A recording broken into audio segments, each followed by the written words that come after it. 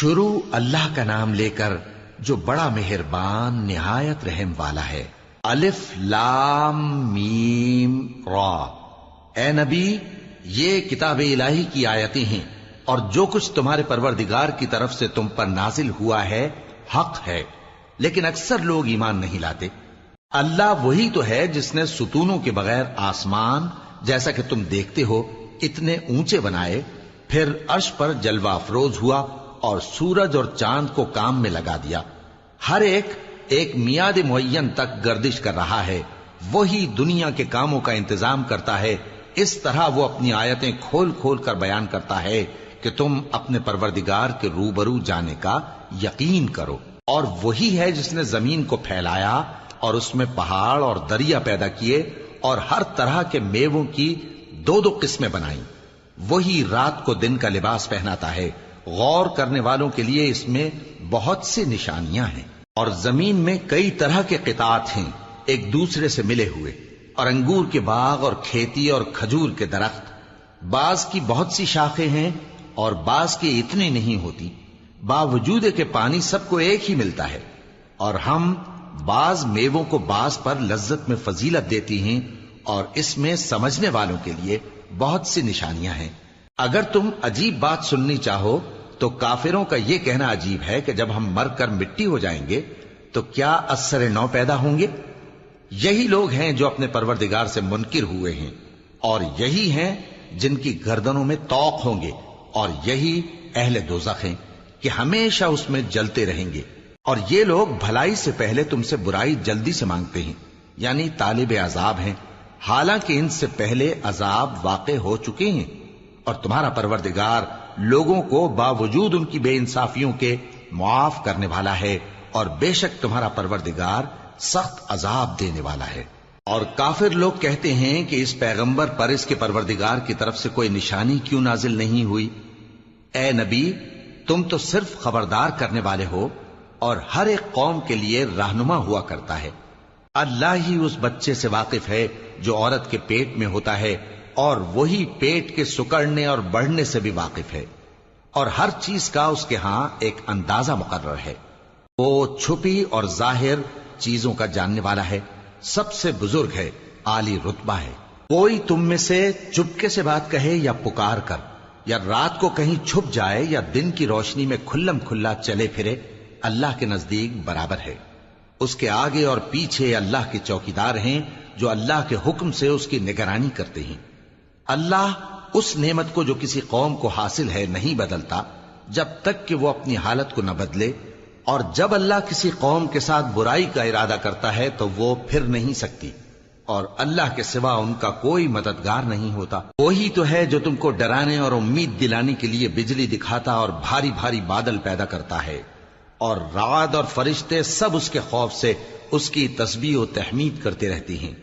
اور وہی بجلیاں بھیجتا ہے، پھر جس پر چاہتا ہے گرا بھی دیتا ہے، جبکہ وہ اللہ کے بارے میں جھگڑتی ہیں، اور وہ بڑی قوت والا ہے۔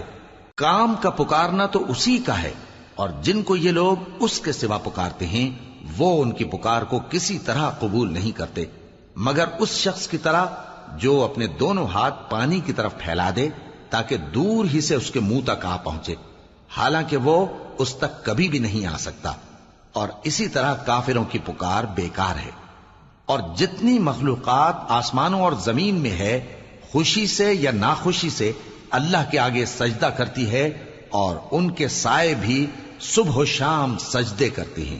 ان سے پوچھو کہ آسمانوں اور زمین کا پروردگار کون ہے؟ تم ہی کہہ دو کہ اللہ۔ ان سے کہو کہ کیا تم نے اللہ کو چھوڑ کر ایسے لوگوں کو کارساز بنایا ہے جو خود اپنے نفع و نقصان کا بھی اختیار نہیں رکھتے؟ کہو کیا اندھا اور آنکھوں والا برابر ہیں، یا اندھیرا اور اجالا برابر ہو سکتا ہے؟ بھلا ان لوگوں نے جن کو اللہ کا شریک مقرر کیا ہے، کیا انہوں نے اللہ کسی مخلوقات پیدا کی ہے جس کے سبب ان کے لیے مخلوقات مشتبہ ہو گئی ہے؟ کہہ دو کہ اللہ ہی ہر چیز کا پیدا کرنے والا ہے، اور وہ یکتا ہے، بڑا زبردست ہے۔ اسی نے آسمان سے مے برسایا، پھر اس سے اپنے اپنے اندازے کے مطابق نالے بہہ نکلے، پھر پانی پر پھولا ہوا جھاگ آ گیا، اور جس چیز کو زیور یا کوئی اور سامان بنانے کے لیے آگ میں تپاتے ہیں اس میں بھی ایسا ہی جھاگ ہوتا ہے. اس طرح اللہ حق و باطل کی مثال بیان فرماتا ہے. سو جھاگ تو سوکھ کر زائل ہو جاتا ہے اور پانی جو لوگوں کو فائدہ پہنچاتا ہے وہ زمین میں ٹھہرا رہتا ہے. اس طرح اللہ صحیح اور غلط کی مثالیں بیان فرماتا ہے تاکہ تم سمجھو. جن لوگوں نے اللہ کے حکم کو قبول کیا ان کی حالت بہت بہتر ہوگی، اور جنہوں نے اس کو قبول نہ کیا اگر روئے زمین کے سب خزانے ان کے اختیار میں ہوں تو وہ سب کے سب اور ان کے ساتھ اتنے ہی اور نجات کے بدلے میں صرف کر ڈالیں، مگر نجات کہاں؟ ایسے لوگوں کا حساب بھی برا ہوگا اور ان کا ٹھکانہ بھی دوزخ ہے، اور وہ بری جگہ ہے. بھلا جو شخص یہ جانتا ہے کہ جو کچھ تمہارے پروردگار کی طرف سے تم پر نازل ہوا ہے حق ہے، وہ اس شخص کی طرح ہے جو اندھا ہے، اور سمجھتے تو وہی ہیں جو عقل مند ہیں، جو اللہ کے عہد کو پورا کرتے ہیں اور قول و قرار کو نہیں توڑتے، اور جن رشتوں کے جوڑے رکھنے کا اللہ نے حکم دیا ان کو جوڑے رکھتے اور اپنے پروردگار سے ڈرتے رہتے اور برے حساب سے خوف رکھتے ہیں. اور جو اپنے پروردگار کی خوشنودی حاصل کرنے کے لیے مصائب پر صبر کرتے ہیں اور نماز پڑھتے ہیں، اور جو مال ہم نے ان کو دیا ہے اس میں سے پوشیدہ اور ظاہر خرچ کرتے ہیں اور نیکی سے برائی کو دور کرتے ہیں، یہی لوگ ہیں جن کے لیے عاقبت کا گھر ہے، یعنی ہمیشہ رہنے کے باغات جن میں وہ داخل ہوں گے، اور ان کے باپ دادوں اور بیویوں اور اولاد میں سے جو نیکوکار ہوں گے وہ بھی بہشت میں جائیں گے، اور فرشتے بہشت کے ہر ایک دروازے سے ان کے پاس آئیں گے اور کہیں گے تم پر سلام ہو، یہ تمہاری ثابت قدمی کا بدلہ ہے، اور عاقبت کا گھر خوب گھر ہے. اور جو لوگ اللہ سے پختہ عہد کر کے اس کو توڑ ڈالتے اور جن رشتوں کے جوڑے رکھنے کا اللہ نے حکم دیا ہے ان کو قطع کر دیتے اور ملک میں فساد کرتے ہیں، ایسوں پر لعنت ہے اور ان کے لیے برا انجام ہے. اللہ جس کا چاہتا ہے رزق فراخ کر دیتا ہے اور جس کا چاہتا ہے تنگ کر دیتا ہے، اور کافر لوگ دنیا کی زندگی پر خوش ہو رہے ہیں، اور دنیا کی زندگی آخرت کے مقابلے میں بہت تھوڑا سامان ہے. اور کافر کہتے ہیں کہ اس پیغمبر پر اس کے پروردگار کی طرف سے کوئی نشانی کیوں نازل نہیں ہوئی؟ کہہ دو کہ اللہ جسے چاہتا ہے گمراہ کرتا ہے، اور جو اس کی طرف رجوع ہوتا ہے اس کو اپنی طرف کا رستہ دکھاتا ہے، یعنی ان کو جو ایمان لاتے اور جن کے دل اللہ کی یاد سے آرام پاتے ہیں ان کو. اور سن رکھو کہ اللہ کی یاد سے ہی دل آرام پاتے ہیں. جو لوگ ایمان لائے اور عمل نیک کیے ان کے لیے خوشحالی اور عمدہ ٹھکانہ ہے. جس طرح ہم پہلے پیغمبر بھیجتے رہے ہیں اسی طرح اے نبی ہم نے تم کو اس امت میں جس سے پہلے بہت سی امتیں گزر چکی ہیں بھیجا ہے، تاکہ تم ان کو وہ کتاب جو ہم نے تمہاری طرف بھیجی ہے پڑھ کر سنا دو. اور یہ لوگ رحمان کو نہیں مانتے. کہہ دو وہی تو میرا پروردگار ہے، اس کے سوا کوئی معبود نہیں، میں اسی پر بھروسہ رکھتا ہوں اور اسی کی طرف رجوع کرتا ہوں. اور اگر کوئی قرآن ایسا ہوتا کہ اس کی تاثیر سے پہاڑ چل پڑتے یا زمین پھٹ جاتی یا مردوں سے کلام کر سکتے تو کیا یہ لوگ ایمان لے آتے؟ بات یہ ہے کہ سب باتیں اللہ کے اختیار میں ہیں. تو کیا مومنوں کو اس سے اطمینان نہیں ہوا کہ اگر اللہ چاہتا تو سب لوگوں کو ہدایت کے رستے پر چلا دیتا؟ اور کافروں پر ہمیشہ ان کے اعمال کے بدلے آفت آتی رہے گی یا ان کے مکانات کے قریب نازل ہوتی رہے گی یہاں تک کہ اللہ کا وعدہ آ پہنچے. بے شک اللہ وعدہ خلاف نہیں کرتا. اور تم سے پہلے بھی رسولوں کے ساتھ تمسخر ہوتے رہے ہیں تو میں نے کافروں کو مہلت دی، پھر میں نے ان کو پکڑ لیا. سو دیکھ لو کہ میرا عذاب کیسا رہا.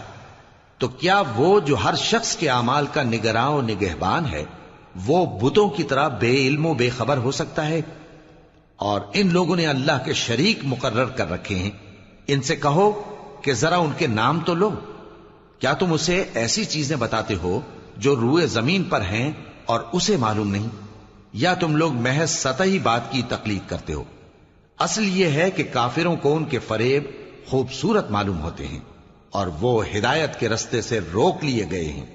اور جسے اللہ گمراہ رہنے دے اسے کوئی ہدایت کرنے والا نہیں. ان کو دنیا کی زندگی میں بھی عذاب ہے اور آخرت کا عذاب تو بہت ہی سخت ہے.